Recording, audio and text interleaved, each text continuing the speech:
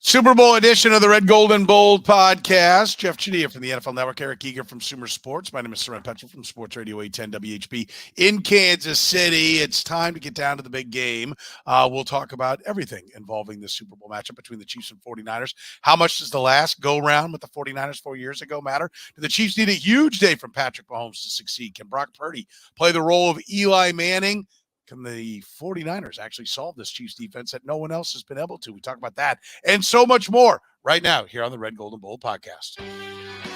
You're listening to the Red, Gold, and Bold podcast, the most in-depth analysis of the Kansas City Chiefs on planet Earth, breaking down the Chiefs like no one else can. Red, Gold, and Bold is hosted by Jeff Chadiha, Eric Eager, and Soren Petro. Jeff Chadiha is a senior columnist and on-air personality for the NFL Network and NFL.com. Eric Eager is the vice president of research and development for Sumer Sports. Soren Petro is the afternoon drive host of the program on Sports Radio 810 WHB in Kansas City.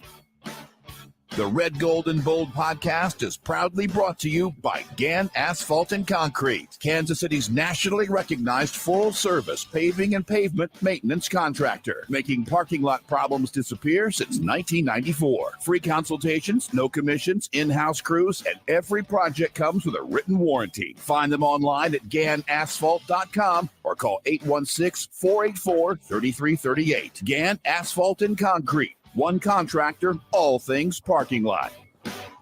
Now, here are the hosts of the best Chiefs podcast, Jeff Chadiha, Eric Eager, and Soren Petro. Thank you, Curtis, and welcome to the Red, Gold, and Bold podcast, gentlemen. It's here. It's Super Bowl week as we are all in Vegas, excited about the chance, to cover another Super Bowl with the Kansas City Chiefs in it. Let's start with you, Jeff. First of all, how surprised, let's get this out of the way, how surprised are you that we're watching the Chiefs play in a Super Bowl? This one, extremely surprised. Yeah. I don't think, unless you were a diehard fan, I don't think anybody thought they would be here in this season when the regular season ended, just because they would have been pretty mediocre in the second half of the season. They had lost a lot of tough games, a lot of inconsistency, a lot of questions about the offense, the skill players still, and they've really answered all those questions or found a way to resolve them. I don't know if they're permanent answers, but they found a way to make the offensive line more reliable, especially a tackle. They've found a way to make receiver more reliable, especially by getting rid of some guys. And Patrick Mahomes and Travis Kelce have been great. And so, I think probably on a scale of 1 to 10, I would say I'm a 9 in terms of surprise. Yeah, me too. I listen, we booked our Super Bowl plans according to basically the Chiefs not being there, that we would not be covering the Kansas City Chiefs when it came time to booking for the Super Bowl for the program, for the radio show. And so it was, I'm quite surprised. Like this team, I went back and I don't think I've been wrong. I said, is this team good enough to win a Super Bowl? I mean, yeah, they're good enough to beat any team that they can play. But do I think they can win 4 once it became clear they weren't going to be the 1 seed? 4 games in a row against playoff competition? The answer is no. Now, they still haven't done that. They still have to beat the 49ers. But they're certainly capable. Any one-off, they can do it. Eric, before we get your thoughts on that, first, the elephant in the room, sleeveless, a decision that you made that you thought would be appropriate for the broadcast tonight. Care to explain yourself quickly? Yeah, Vegas is fun, man. I'm about to go to the pool. I've always tried to be comfortable on this show. My wife is always like, Eric, why can't you just, be in your goddamn office in this show? And I'm like, I'd like to sit in my chair, hang out with my friends, my 2 friends, Jeff and Soren, and of course, everybody in the comments except for Tommy. And I'm like, and I wanted to bring that to Vegas here, right? We're in the Luxor, you got the pyramid. It looks like you're in your parents, like you're living in your parents' attic. I will say they did not put the media and the media in the best hotel in Vegas. I will say that, but yeah, this is a vibe. It's been fun. I've had a great time. My boss Thomas has splurged on a few dinners tonight here, so I'm enjoying myself. And look, I've lost a little bit of weight here, so I'm trying to pay off a little bit all this hard work that I've done. if people haven't figured it out, we have had to tape this edition because of travel and different things that are going on. So Jeff will be there as we sit and record this. Jeff is getting ready to go. Yeah. Eric is the only one that's there, and I'm a day or so away from heading out. So we're not all. We said we're in Vegas because when you see this, we are all in Vegas, but we are not all in Vegas right now. Only Eric is out there super early, eating on the company teat. I might add. It sounds like Sumer Sports grabbing the check for a lot of big meals. Apparently not grabbing the check, though, for proper attire. So we'll see how that goes. Wait, I didn't know we had a dress code on this show. Because I have not been. We don't now, for sure. Fred, I have not been adhering to any sort of code or creed on the show. I look, again, by the way, you've been a great sponsor. If you want to send over some tank tops over my way, Alpharetta, Georgia, I'm right here. I'll wear it proudly on the show. But to answer your question, Petro, surprised on the cheat, just that people don't remember. We're all surprised. I said on your show right before the season, I thought they'd at least make the AFC Championship game. They were big dogs in that game. They were the biggest dogs I think Mahomes is going to be for a long time. 5 points to the Ravens. I think Jeff said it properly though. Like a lot of things came together, but I will say a lot of the stuff that we thought would not continue, right? The defense has been playing this well all year. If anything, the defense has gotten better, right? And we said this on the last show. Miami, Tua led the league in passing yards. Buffalo has the guy who's going to finish second in MVP voting, and deservingly so. And the Ravens had the guy who's going to be the MVP, and deservingly so. And they held those teams to 41 points. And I think they needed to, right? Because I think the offense has gotten better, good enough to win these games. But I don't think the offense has been good enough to win if the defense had relented at all, and they have not at all. And so that's really been the thing. And I think when you project into Sunday's game, that's really the deal. The defense has to play about as well as it's been all year, and the offense has to continue to improve. And the improvements have been, as Jeff said, cleanliness, right? They've gotten to the last two games all the way until about halftime before producing a penalty. Last week, they didn't even have a turnover. Patrick Mahomes, career high this year, 14 interceptions. He hasn't, depending upon who you use as your targeting service, PFF, Fade, whatever, he hasn't thrown an interceptable pass in the playoffs so far this year. And last week was the first time he took a sack all postseason. And those two were actually, we've argued good sacks because they kept the clock moving and everything. This team has just eliminated the mistakes that have hurt them offensively and have really covered up what has been a brilliant season by Steve Spagnuolo, the secondary, the defense, that we've always kind of said, but everything else is going to screw it up. And those things have stopped screwing it up. And now they're in the Super Bowl as a result of the defense and Patrick Mahomes, doing just enough to complement it. Yeah. Does Patrick Mahomes have to have a big day, Jeff? Can they win some kind of 13-6 rock fight? That Patriots-Rams game, the last championship for the Patriots that Tom Brady won. Can they win a game like that, or does he have to have his best statistical performance for the Chiefs to beat this Niners team? I think they can win a low-scoring game, and probably have to win in a low-scoring game. I don't see them playing this game in the 30s. The Niners have the better offense, but you look at the way he's played in these three postseason games. I mean, he's averaging about 240 yards passing. He's only thrown 4 touchdown passes, and to Eric's point, not many negative plays. No interceptions, no fumbles. I think the Ravens may have gotten one time, if I remember, but maybe I'm wrong. But I think that's the only sack I can think of. I think in the last 6 games, going back to last year's postseason. And you look at his Super Bowl performances, he went through 482 yards last year against Philadelphia.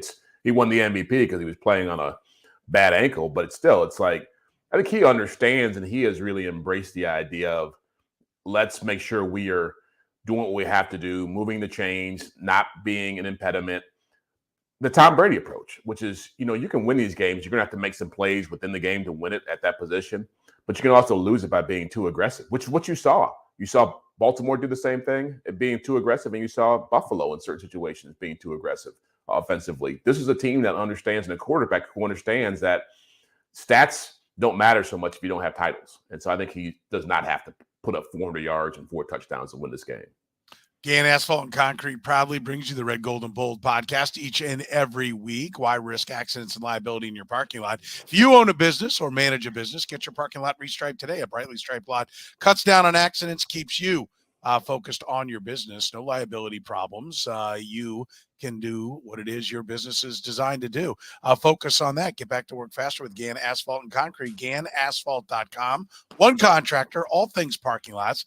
Big statistical game, Eric, last time from Patrick Mahomes that these two teams played. It was week 7 of 2022, the 22 regular season. Patrick Mahomes, 423 yards, 3 touchdowns, 1 interception, 25 of 34 in that game, 100 yards from Juju Smith-Schuster, 100 yards from Marquez Valdez-Scantling, 98 yards from Travis Kelce.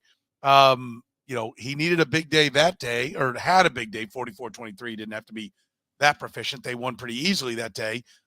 Is that the kind of day he's got to have in this game, or do you see this game going differently? Well, they had 3 touchdowns from Mecole Hardman. They really did a good job. That in that game, the thing, and they could have blown him out even more had they not been called in the red zone for a big penalty on McKinnon. Remember, they were so afraid of their tackles in that game that they did a lot of chipping, right, with McKinnon off the edges and stuff like that. I think the broader answer is no. I actually don't think they do, because their defense last year was kind of still on skates at that time, and they got behind a little bit early. They didn't really get stops. Chris Jones had a big sack at the end of the first half to kind of like put that, they were trading 7s with 3s with San Francisco, and that was a huge one where the Niners only really got 3 at the end of the half when they could have gotten 7. The big plays, the one, they got the interception early on Patrick, and it was one of those games where the Niners were playing, they were the one team that challenged the Chiefs wide receivers up and close. And there was that interception, and you watch that quarterback documentary, and Patrick comes back to the sideline. He's like, oh, they're actually going to come up and play here. And that was a couple of times at the end of the half. He hit MVS deep. And then at the end, when it was a 5-point game, I think it was 28-23, and he hit Valdez-Scantling deep over Travarius Ward on a single high look. That was like the one game, other than maybe I think Cincinnati when they were without receivers, where the other opposing defense finally challenged them and their wide receivers were able to come up big. I don't think, because their defense is so improved, remember Trent McDuffie wasn't even healthy for games like that last year. Karlaftis was not the player he is now. I don't think that they have to be as proficient as they were then offensively, but it'll help. And I do think this is a game where if Wilkes' defense is going to challenge the Chiefs receivers, and I do think that this is going to be a game where if Valdez-Scantling, Watson, those guys don't make the plays over the top, it will be harder for this offense. And so I think it's not going to need to be 40-something points, but they are going to have to make plays over the top, kind of like the Buffalo game. They are going to have to make plays at the wide receiver position more than they normally have this year. Does the last game last year or the Super Bowl 4 years ago, Jeff, do they have any impact on this game? I think the only impact, well, first of all, you're talking about, 3 or 4 players from the Chiefs still being on this team from that roster? I think we counted it up when you go to like Austin Ryder on the practice squad. Oh, okay. Winchester, Butker. Yeah. They were there. There's Darius. There's guys like, if you go way down, I think it actually gets to like 12. But in reality, really? Yeah, in reality, your point is very valid on the guys that actually played in that game, not just were on the roster that played in that game and will play in this game. The numbers are I think it's like 6 or 7. Yeah. Cole Hardman, Patrick Mahomes, Travis Kelce, Chris Jones, of course. L'Jarius Blake Sneed. Bell is on this team. He was on L'Jarius Sneed wasn't there. No, Sneed wasn't there. You're right. A guy like Blake Bell was on both teams, right? Yeah. Like, he doesn't matter that much. Yeah. Yes. And the Niners have 7 or 8 guys. I think all their big stars were there except for Trent Williams and McCaffrey. Yeah. And Purdy, obviously. Yeah, I mean, look, was there, and it was Kendrick Bourne, and now it's Ayuk. Yeah, they're better than they were then. Yeah. I think it's weird. They're not as scary, I don't think, because the Chiefs are deeper, but they have better. The Niners have better players than they did in 19. Yeah, and I think experience matters less, right? I think that was the big thing going into the AFC Championship game that I thought was how much would the Ravens be able to rise to the moment, and how much were the Chiefs going to benefit from having played in those kind of games and understanding kind of the levels of intensity you have to have. Like the Chiefs clearly understood. The Chiefs were the smarter team in the AFC Championship game. And throughout the playoffs, really, every team they've played, I wouldn't say they've beaten them up, but they've really outsmarted them. They found a way to take advantages of weaknesses to protect their flaws, as Eric said. So I think in this kind of a game, as you mentioned, having played them last year, having played them in the Super Bowl, I think that the Niners have at least an understanding of, hey, we got to really be very wise about how we approach this game. That we were up 10 points in the fourth quarter and we lost. Like that can still resonate with some of these guys who are around, who are veterans, who can understand how to not blow those moments this time. Yeah, no, I listen. I think that there is a revenge factor for some of the guys. I mean, Nick Bosa and hearing, York and the 49ers talk about it, like they clearly are motivated by revenge. I don't know that plays a role in this one, but they're the hungrier team, right? Like this is where you find out if the Chiefs are champions, because the hungrier team is coming at them. Can they handle that? Well, and this game matters more to I don't. People say this stuff, and I know people roll their eyes, but I'm doing the preview. And by the way, at sumersports.com, we have the big game breakdown. You can download it similar to our playoff preview. It's a 41-page document of all the stats you're ever going to need. But, like, you can make a case. Have you guys seen the Niners' last 3 drafts? I mean, there's not Talahona Nufanga's pretty good. They have the Lenore, the corner that plays. There isn't a blue-chip player in the last 3 drafts that the Niners have had. They have 5 non-quarterbacks that have cap hits over $20 million next year. They have to. Ayuk is on a 5th-year deal. Purdy obviously is going to come up at some point. They're old, they're already kind of crumbling. If you look at this offensive line, it's Trent Williams and Colton McKivitz sucks, right? They all wanted Mike McGlinchey out, and it's be careful what you wish for, because Colton McKivitz is going to get eaten up by Chris Jones on Sunday. And then you look at their secondary, it used to be Jimmy Ward and it used to, Emmanuel Mosley, and they used to be deep. And now it's Travarius Ward, who's quite good, and a bunch of guys I was making fun of Thomas Oliver, right? It's guys like that are playing on this team. And so, and we say this every year, the Chiefs are still rebuilding after the Tyreek Hill trade. They have 8 contributors on defense that they drafted the last 3 years, and 7 in the last 2. This is if the Chiefs win this game, they're effectively betting the 49ers for their best chance to win a Super Bowl. And so there's also that factor too. There's the revenge angle, but there's also this is maybe the last hurrah for this 49ers squad for a few years, because the book might be out on Purdy at some point, right? They might batters 3rd time through the order on that guy. And so there's also that motivational factor too. So if the Chiefs could get over to hump on this game, it's an incredibly high leverage situation for the NFL. Yeah, I think that there's a lot of teams that find themselves starting to run into the cap hits of the big quarterback contracts. They don't have the big quarterback, but to Eric's point, Trent Williams this is the 24 cap numbers, $31.5 million. Deebo Samuel, 28.6. Eric Armstead, 28.3. Fred Warner, 24.4. George Kittle, 22 million. Charvarius Ward, 18 million. Hargrave, 15.4. Bosa, 14.7. Christian McCaffrey, 14.1. Brandon Ayuk, 14.1. I can keep going, because then Greenlaw, 9. Juszczyk, 7.5. They're $1 million under next year's cap with a $37 million rollover. Yeah. And they've got a lot of guys that they obviously need to sign. This is a little bit of the Rams. It's now, or it looks like it very well could be now or never for this team. Well, yeah, I think that to echo that point, I think they've got 6 players who are in the top 3 in their position in average annual salary, right? McCaffrey and Trent Williams and all those guys, Warner, all those guys you just mentioned. I think having Purdy gives them a lot of flexibility. I think we sat here and we talked about Philadelphia last year, and we talked about teams before. They've got the means to probably redo some contracts and probably keep this thing going until Purdy's deal is up. But yeah, this team has been in the building process for a championship ever since John Lynch and Shanahan showed up. They spent the last 4 years trying to cash in on what they have put together and not being able to do that largely because of the quarterback play. So, yeah, I do think the urgency is more about, look, how many more shots do we get at this? Last year, we got to the NFC Championship game and Purdy got hurt.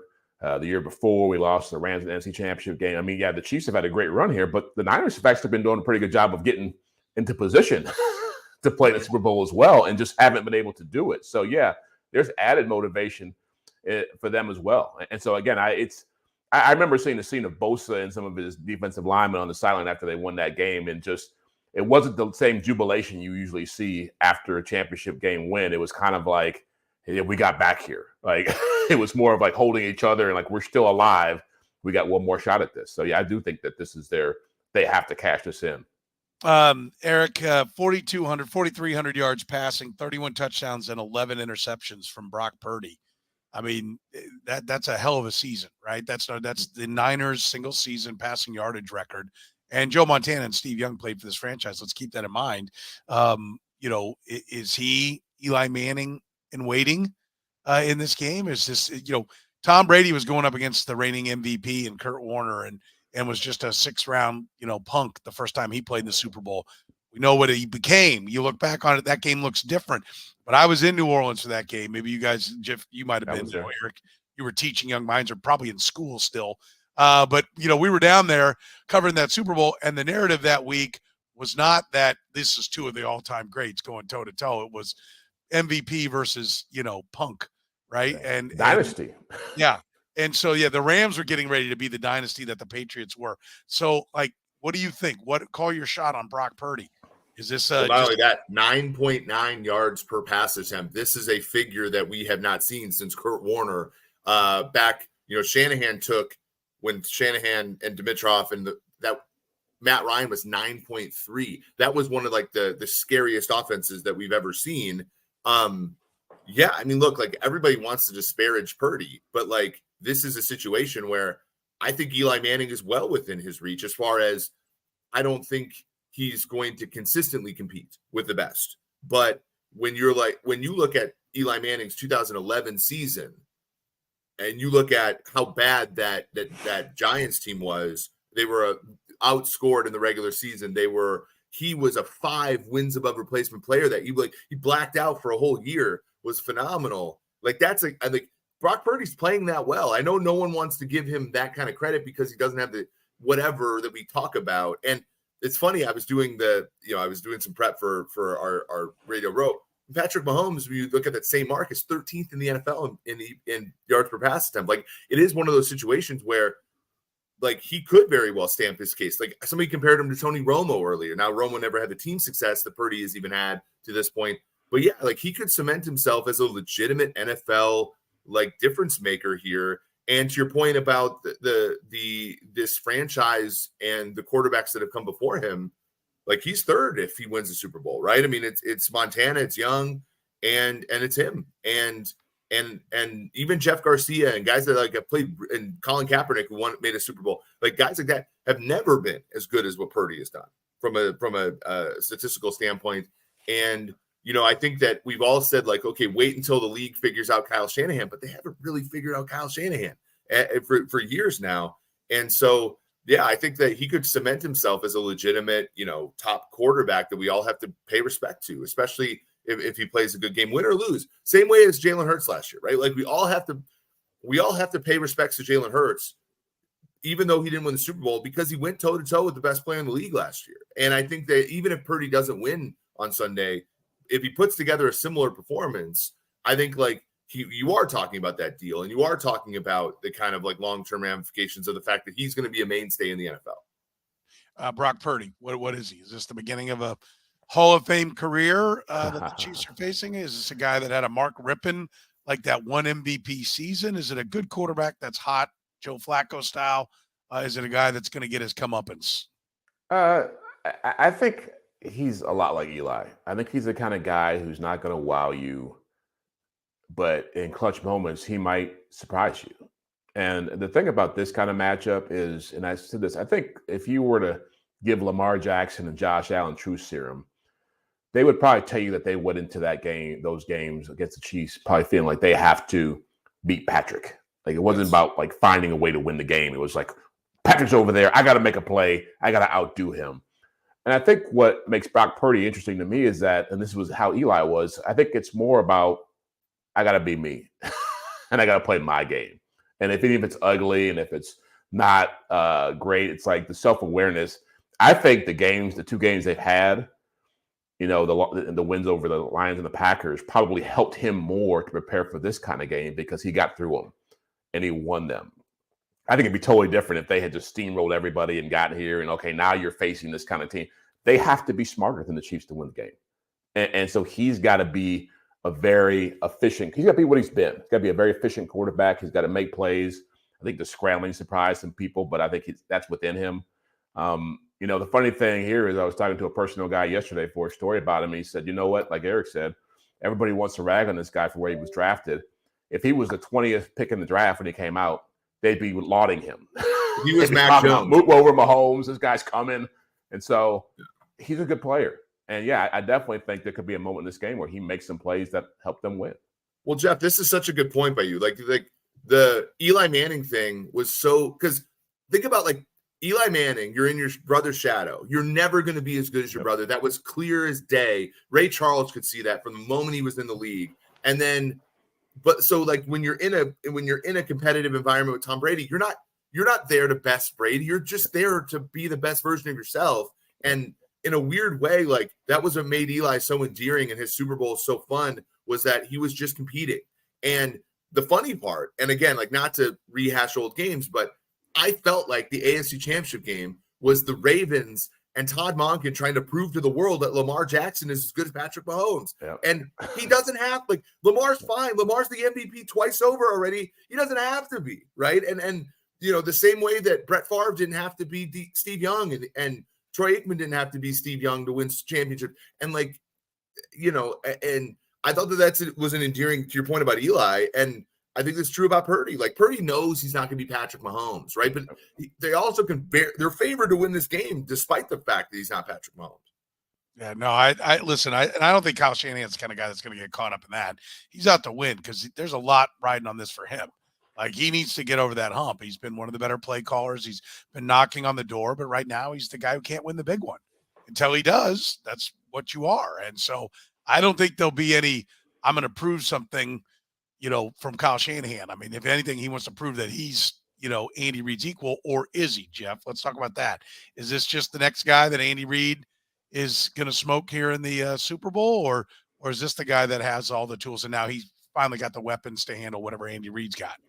I expect a better match because, like to steal one of your lines, offensive-minded coaches are probably better suited to deal with Andy Reid in these kind of games, right? I think we've seen that the Ravens and the Bills couldn't produce what they had to produce offensively.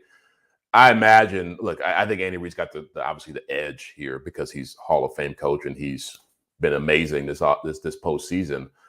But yeah, I think the Shanahan has to find a way to make sure his team doesn't blow this game or blow opportunities to control this game in the way that the Ravens and the Bills did. To be honest with you, I think the Chiefs. It feels less like what we've seen in the past from them as far as getting to this point. It feels like they've used every last trick they could muster to get to this level, right? They've pulled out all the stops and had to do some kind of a self-evaluation as far as moving away from let's have 10 guys touch the football on offense. We have all these things we want to do with all these different players. And it's really come down to Kelce, Mahomes, Pacheco, and Rice on offense. And this great defense and some really underrated special teams, to be honest with you. I mean, I think they've had some pretty good kicking game stuff going on as well. But yeah, I think that Shanahan, I think he probably learned a lot from being in Atlanta, being up 28-3 from the Patriots. I think he learned a lot being up 10 points in the fourth quarter against the Chiefs. And sometimes you have to lose these kind of games to understand what you have to do to win them. And so that's the thing I think I want to see does he have a different approach and can Steve Wilks dial up some defense to take advantage of Mahomes somehow? So I'll disagree, though, because in the AFC Championship game against the Rams, right, the one where Jaquiski Tartt, if he catches the interception, they're in the Super Bowl, and they probably beat the Bengals. He punted on fourth, like the same stuff. Kyle Shanahan, brilliant designer, brilliant guy, but he messes the same stuff up every single big game. Against Kansas City, he threw against a run defense that had Damian Wilson and Anthony Hitchens and a bunch of guys who aren't very good. against obviously with the Falcons, like he just, honest to God, if you literally just ran the ball 3 downs and bled clock, you probably win that game. But then he's also he's 19th this year in our, and I know people have retweeted it. Andy Reid's 3rd. We give Andy Reid a lot of crap, but as far as like going for the right 4th downs, preserving your timeouts, the kicking game, to your point, Jeff, about like fair catching. But is that just Patrick Mahomes versus Matt No, Ryan? it's against expectation. Okay. I mean, yeah, like, and so when you're at the end of the game, when they have 3 timeouts and the Ravens have 2 and have to jump off sides, and that's John Harbaugh, who's one of the best coaches in football from a situational standpoint. But it's these things, when Sean McVay, who's another brilliant coach, when they're in Detroit and you only have 1 timeout with 2:30 left, and Dan Campbell, we'll get to Dan Campbell, but like everyone, you don't have those timeouts left because you didn't understand the value proposition between a delay a game and a timeout. Shanahan still messes this up every single. In the Rams game, he punted the ball away, never saw the ball after 4th and 1. You got Trent Williams. You got, at the time it was Elijah Mitchell, but it was a 1,000-yard back. You have the best offensive line in football. You have the best scheme in football, and you don't trust yourself to get a yard against Raheem Morris's defense. And so in this matchup, I don't think Andy's actually as good of a play caller as Kyle is. Yeah. I think Andy's just a better overall coach, and he's gotten better at preserving the timeouts and like just playing the game better. And whereas Kyle is a 10 play caller, but I guarantee you in the game, they're going to be like, well, there's not much the Niners can do. They only have 2 timeouts, and the Chiefs just got a 1st down, and they're kneeling the ball. And everybody's going to be like, well, there's not much. And it's, yes, they could have taken a delay a game on 3rd and 15 and realized 3rd and 20 is not that much different, and not taking that timeout. Like, that's where I think Kyle, like, I think that, let's put it this way. If you're going to the game and you're going to bet some props in Vegas, bet the Niners to take the first time out in the game. Let's just say that. Yeah. Here's what I'll say. I mean, it's not to, you can follow this, but Andy Reid's wisdom didn't come from just being Andy Reid. Like, he lost 3 NFC championship games. He actually lost 4 out of 5 in Philadelphia. I mean, sometimes you got to lose these games to learn how to coach in them. And I think you see some of the stuff he did earlier in his career, doesn't do it anymore. So at some point, I agree with you about Shanahan, but at some point you have to learn from that. And I'll disagree a little bit with Eric. I do think part of it is Andy Reid was like, has he learned? Sure. Everybody learns with experience. I think that's a great point, Jeff, that, he's been there and done that. Kyle Shanahan's back in Andy Reid's 3rd NFC championship game season, right? And his development as a coach, as far as his quantity of games, of game managing. And I always believe that coaches are ill-equipped in game management because the only games they really watch the whole game and the flow of the game every week is their own game that they're in the middle of coaching and have their head in a play sheet oftentimes if they're a play caller. And so they don't sit and watch 3 college games on Saturday, the Thursday night game, this 3 games on Sunday, a Monday night game, and get all this game management experience. And even the casual fan does. Not that the casual fan's better, but you have more of a feel as a hardcore football fan, a football junkie has more feel for game management than a lot of head coaches do, certainly early in their career, because all they do is zero in on that one game. So I do agree with that he's probably, to Eric's point, but I also think you cannot underestimate the value of having Patrick Mahomes. And everybody looks better. Andy Reid was a clock management moron. Oh, and suddenly he has, it's like, well, he didn't score fast enough because Donovan McNabb checks down to the running back. And tick, tick, tick, tick, tick. You get 4 yards. Now 30 seconds are gone from your 152, or you burn a timeout. I don't know how many times I watched Alex Smith get the ball at the end of a half or the end of a game with, a minute 41 and 2 timeouts. And all of a sudden you look around and he's taking the last timeout and there's 27 seconds and you're still at your own 42, right? You've gained 18 yards, burnt almost all the clock in both timeouts. And so I get it. I get the analytics of it. But everything that goes into it is made better when you know that you have the ultimate weapon on your side.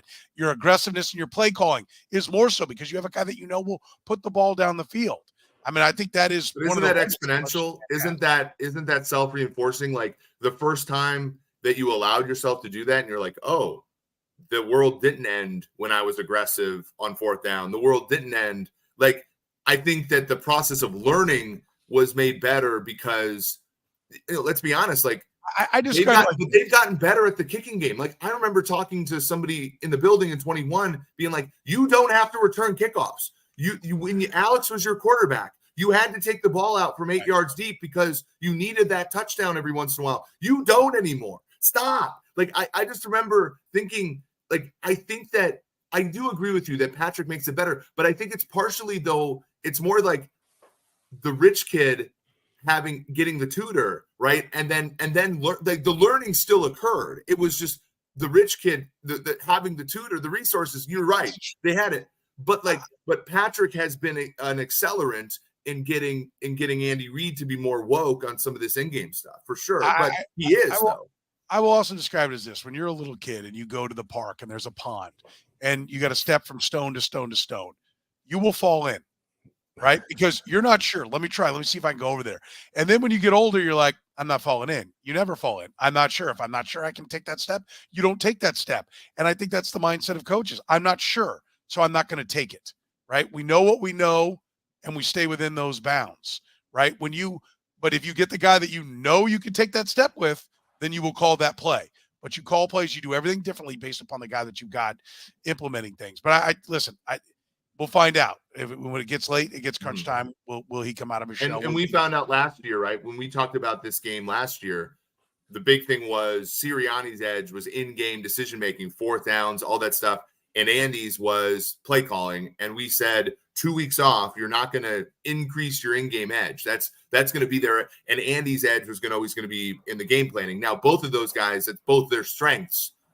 But what really happened, though, was in the big game, Sirianni punted on the fourth down. The Kadarius Toney was like a 4th and short where they have gone for it all year. And to your point, like, success breeds confidence. And once Sirianni got the one chance to stand tall and do what most coaches wouldn't, but the math would have supported, and he didn't. And the Chiefs won that game in large part because of that. And so I agree with you in that regard, but I don't want to dismiss the fact that Andy Reid has gotten smarter. I think that obviously having Mahomes there has been a great tutor, but it's not Andy's thinking these things through better. It's because Patrick's there, but make no mistake, he's getting better at that. You also have to look down at the play sheet and have something you like, something you believe in, and there's a lot more plays that work with a guy that can run around and buy time versus a guy who's got to execute the play perfectly for it to work. And so I think there are limits. I think we always forget about it. Just go for it. With what play?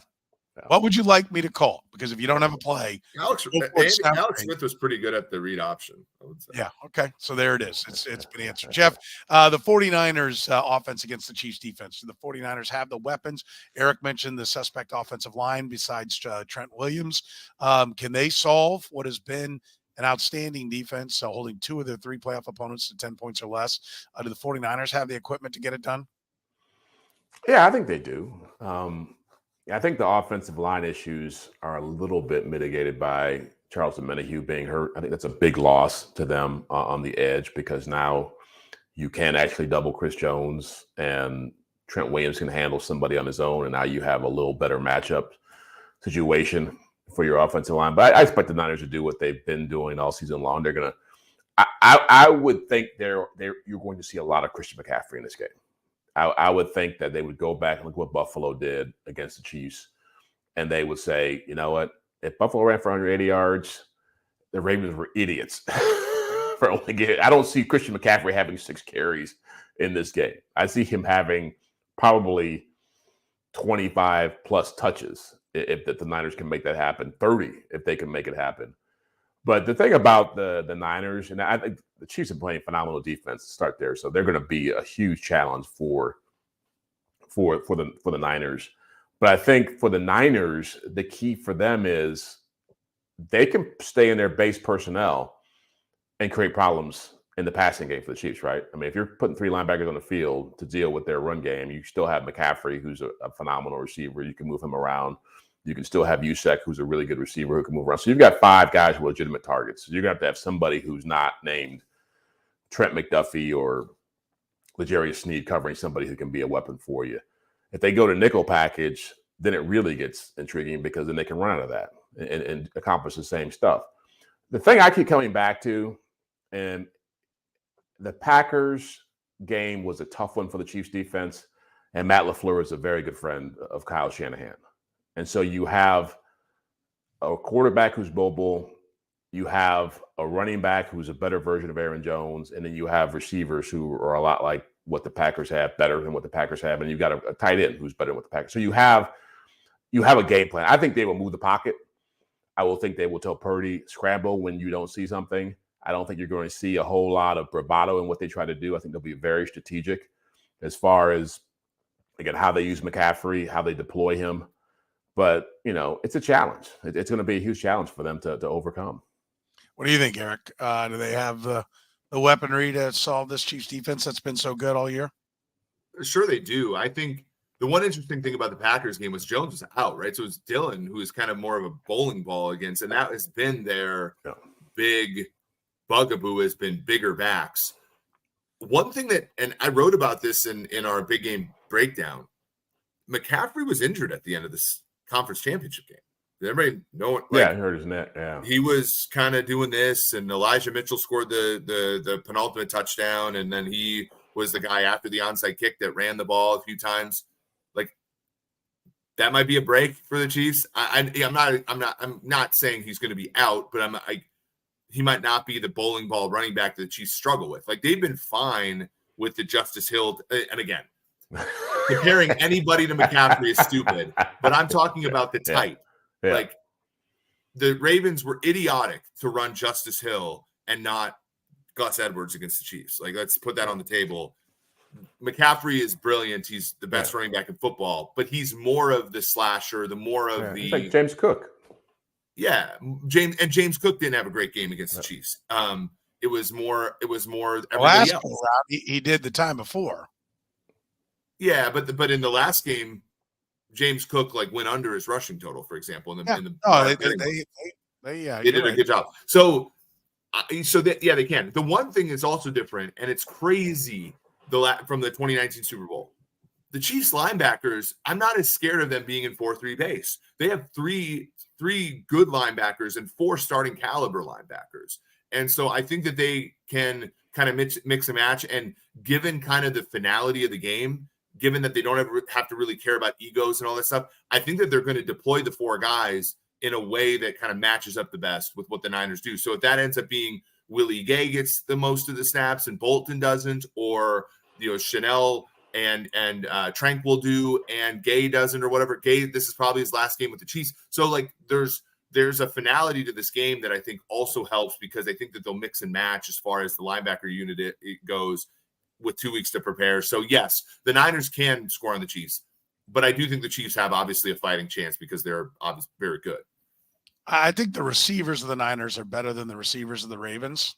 And I think that gives them the opportunity. Like, I think the Chiefs played, they got into nickel a lot against the Ravens, but threw a lot of run stuff at them to, say, hey, we're going to take this away. And they were just good enough to cover everybody. I don't know that you can just say, we got the answer to cover all these different guys with a good scheme. Do they have good people to match up? Yes, absolutely. They're not the number 2 scoring defense in the NFL because they suck. They do. But the Niners do bring, if they get protection, to which goes back to Jeff's point about Amenahu being out.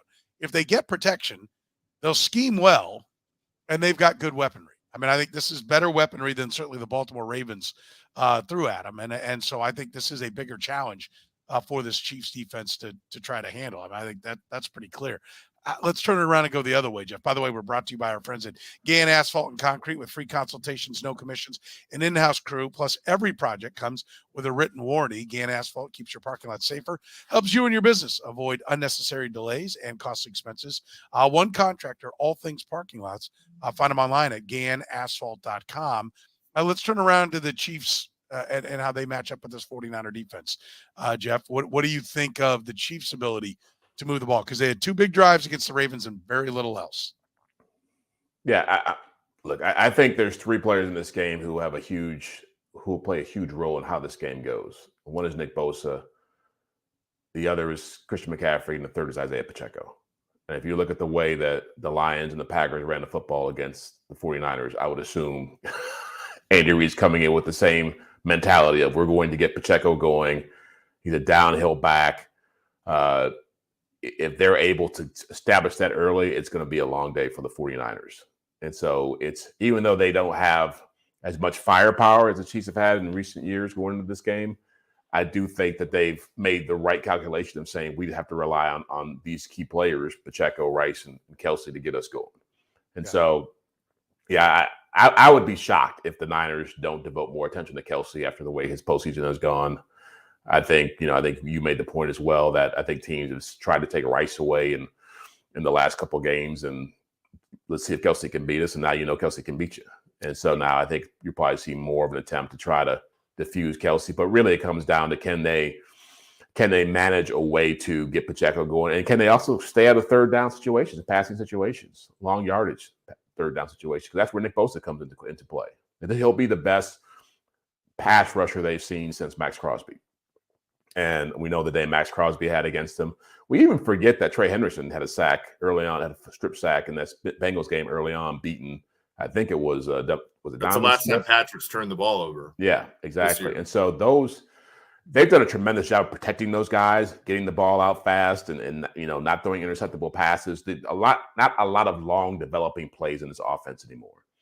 That will be a key in this game as well, because the Niners, even though they're not great against the run, they're still pretty good against the pass. If they get you into those 2nd and 9s and 3rd and 11s, it'll be tough on the Chiefs. Can the Chiefs win with less than 20 carries going to Isiah Pacheco? Significantly less. I don't want to quibble about 18 or 19. Well, like the point being, does Isiah Pacheco have to continue to touch the football for the Chiefs to have success in this game? Yeah, I think so. I don't think McKinnon plays, by the way. I think it's the same thing as Clyde last year, where they activate him kind of as a ploy to make the Niners prepare. So it's going to be Clyde, and it's going to be Isiah Pacheco this week. Pacheco is going to be a workhorse. The Niners are not a good run defense. They've given up the most rushing yards of the NFL in the NFL playoffs of a team that won the divisional round and the conference championship. So this is that he has to perform well. And I think that, Andy has done a really good job. This is another one where he used to get away from the run game in his early part of his career, and he's stuck with it now. The other part that I think is really interesting will be the screen game. Kyle Hamilton is maybe the best player we've seen in the NFL at going sideline to sideline on screens. And it basically eliminated the Chiefs offense in the second half of last week when they were trying to be conservative. And I think that the lateral stuff to Pacheco in the passing game can also be a big part of this. So I think 20 touches is probably where Pacheco needs to be, both running the football, but also in the passing game. The other one is Dre Greenlaw got hurt in the Lions game as well. And he's a phenomenal second linebacker, and does kind of a more of the Warner does kind of the drop stuff, and Greenlaw kind of does the side to side stuff. So that'll be an advantage I think the Chiefs want to strike up. But no, Pacheco's got to be a huge part of this game plan. What is the answer for Nick Bosa? Is it a lot of chips? Is it help? Like what, Jeff? What do the Chiefs do to try to control him?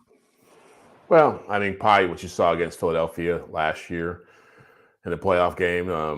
I should say Chase Young can be a factor in this too. He hasn't played great this year, but he is probably capable of doing some things on the other side of it. Is he though? I know the pedigrees, but he's not looked like. What's he at 7.5 sacks this year? But he can't set an edge to save his life, dude. Yeah, that's insane. And maybe it's disinterest. I don't know what it is. But does he not know that the teams that are going to sign him in the spring can watch the games now? Yeah. He's terrible. Yeah, like Cleveland Farrell was the better option when it came to that kind of stuff. But yeah, to answer your question, do what they've been doing. Get the ball out fast.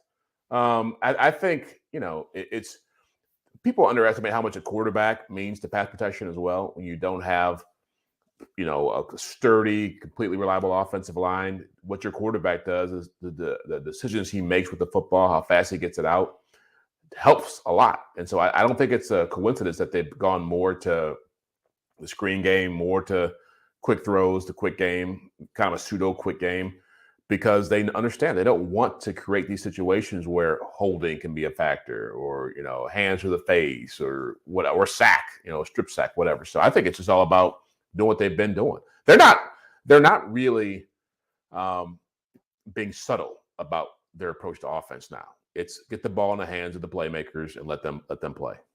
Eric, if you're the 49ers, are you trying to take away Kelce or Rice? Is there a priority to which one and the style of defense that they play that they can try to take away? Because I think we saw a shift. I think part of the resurgence of Travis Kelce is that teams are focusing energy, time, resources, manpower to go make sure they're on top of Rashee Rice. Who are you trying to stop if you're the Niners?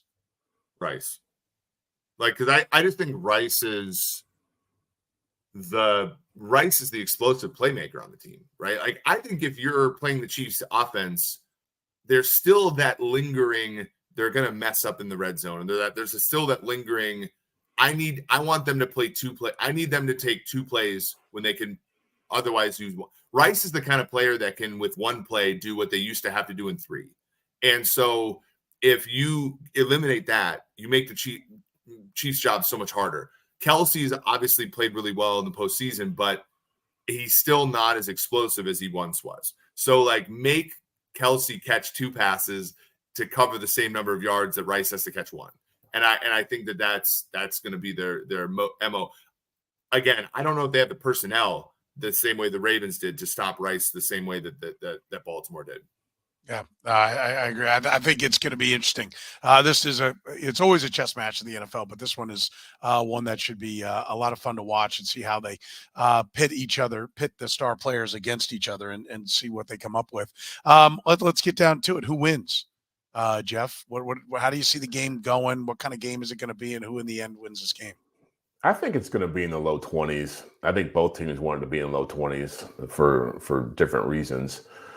But I like the Chiefs. I mean, you have to go with them, and given their recent history, given the quarterback, the coach, they're the hotter team.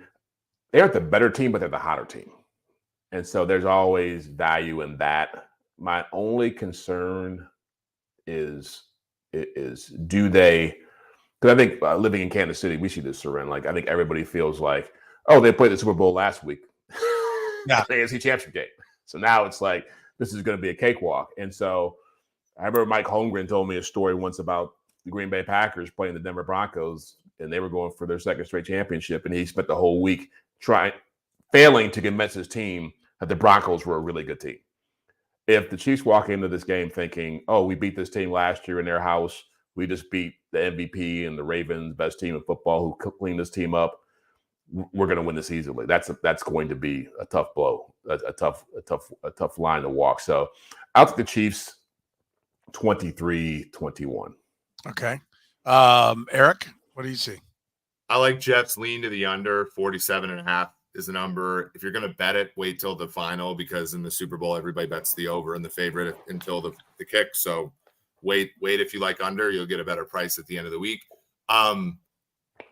I agree with Jeff. I think that the Chiefs, even down to what he just said, which is like Bosa's bitching about the holds, Jed York's bitching about the holds, and the Chiefs are out there being like, by the end of the week, Patrick is going to have us all convinced that Brock Purdy is the second coming of Joe Montana, right? Like, this team has a ton of respect for the Niners. I think the loss to Tampa Bay is big. I think last year was big. They could very well lose this game. The Niners are a phenomenal team. But I think Andy and Patrick situationally will be better than Kyle Shanahan. And score. So let's do. I look. I was a field goal off last week. I know I was off my game. Picking 20-10. The game landed 17-10. Let's go 24-13. 24-13 Chiefs. Wow. Okay. Wow. Definitive. Route. I'm with Jeff. Does this team come in thinking it's already won the Super Bowl, then they lay an egg, then they should come flat. And I think the 49ers will handle them. I do think that with Patrick Mahomes and Travis Kelce and Chris Jones and Andy Reid and Steve Spagnuolo, everybody being a part of that game against the Bucs, where they're like, listen, just because we're here, just because we're defending champs and we got all the way to the day that we need, let's be honest, this was the only game that was going to define their season as a positive, right? When you're the defending champion, there's one game. And you hit on it. I covered that Packers-Broncos Super Bowl in San Diego as well. And all week, I remember Jay Glazer, I picked the Broncos, and he got mad at me and was telling me that there's no way the Broncos line can block Gilbert Brown and Reggie White. And, how are they going to run the ball on them? And I'm like, they've done it all year. I've watched this Broncos team against a really good Kansas City team, and they handle business. Like, they're really good. And that theme all week was the coronation of the Packers as a dynasty, right? That was the theme. There were 11-point favorites in that game. And we'll see what the theme is as the week continues. Certainly, but I think the fact that the Chiefs did not steamroll to this point is going to be good for them. Mm-hmm. The fact that they really had to work, had to go find themselves. The lesson of anybody can beat you was taught 6 times to them this year. And I think that's a little fresher. And because of that, I think you're going to get the best of the Kansas City Chiefs. And I think that offensive line of the 49ers against Chris Jones, George Karlaftis, the blitz schemes of Steve Spagnuolo, I think Kyle Shanahan will have some stuff. In fact, and I'm not a good totals player, so I think the over might be a reality here because I think each offensive guy might get the other guy. But I just think this is a team that now is on a mission, and this is it. And they know how to play and play to their strengths. They have the best quarterback, and they have the better defense. I watched Peyton Manning roll in with the best offense ever against the better defense of the Seahawks, and the Seahawks smoked them. Right? The better defense and the best quarterback is always a good combination. I'll take the Chiefs in this one. I'll go 24-20.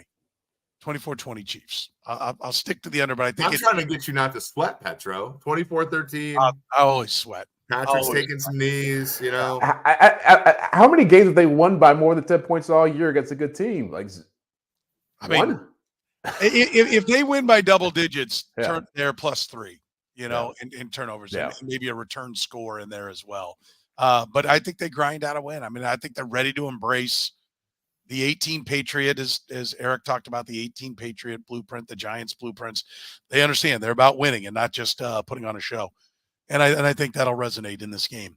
All right, that's going to do it. We'll see how the game goes. We'll talk about it afterwards next week here on Red, Gold, and Bold, always brought to you by our friends at Gann Asphalt and Concrete. One contractor, all things parking lots. Find them online at GannAsphalt.com or call 816-484-3338. Tell them you heard about them here on the Red, Gold, and Bold podcast. For Jeff Chadiha from the NFL Network, Eric Eager, Sleeveless from SumerSports.com. My name is Soren Petro saying thank you very much for joining us here